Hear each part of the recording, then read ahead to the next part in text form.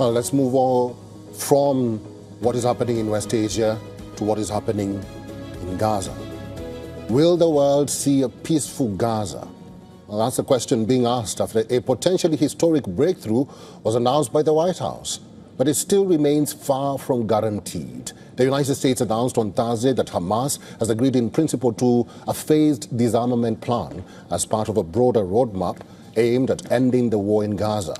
A day after he met Israeli Prime Minister Benjamin Netanyahu in Washington, D.C., President Trump announced what he called or what he hailed as a historic agreement and a major milestone, claiming that the deal could pave the way for the gradual withdrawal of Israeli forces and the beginning of Gaza's reconstruction.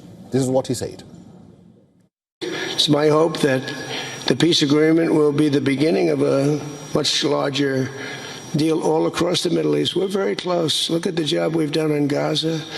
Look at Hamas. Hamas has been very silent. You haven't read anything about Hamas, and we're trying to get them unarmed. You know, they grew up with a machine gun in their hand. I think they actually, when they were born, they came out with a machine gun in their hand, so it's not the easiest thing, but they've actually, behaved pretty well, considering this was not the lifestyle that they were taught to have. But here comes the big caveat. Hamas says that its commitment is conditional, not absolute. And what's this condition?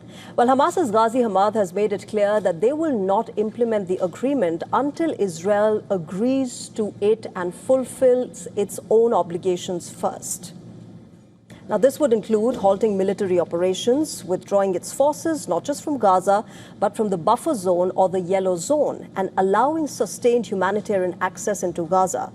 The group also insists that any transfer of weapons must happen only under an agreed political framework and that they will hand over weapons for storage to the Palestinian National Committee.